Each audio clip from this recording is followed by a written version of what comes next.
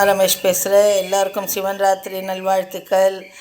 அரகர சிவனே போற்றி, அருணாச்சலனே போற்றின்னு எல்லாரும் இன்றைக்கி சொல்லுங்கள். ரொம்ப விசேஷம்.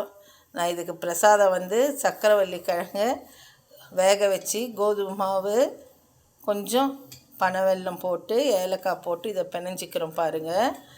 பிணைஞ்சிட்டு அவ்வளோதான். இதை ஒரு சப்பாத்தியாக சுடுவோம்.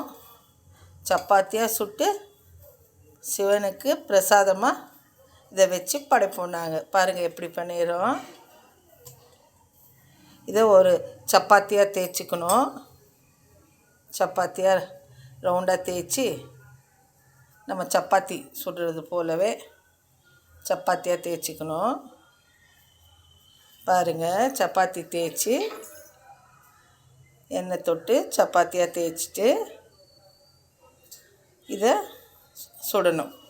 சக்கரவள்ளி கிழங்க வேக வச்சுட்டு இதை நல்லா பிணைஞ்சி இதை பாருங்கள்.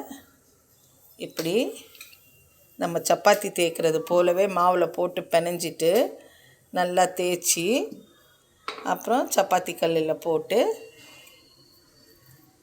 அப்படியே எடுத்து சப்பாத்தி கல்லில் போடணும். சப்பாத்தி கல்லில் போட்டு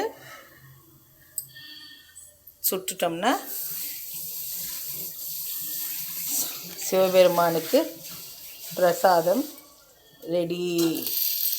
இது மேலே கொஞ்சம் நெய் வேணும்னா நெய் விடலாம். நெய் வேண்டான்னா எண்ணெயே விடலாம். நான் இதை எண்ணெய் விடுறேன். பாருங்கள், ரெடி. நீங்களும் இப்படி செஞ்சு பாருங்கள்.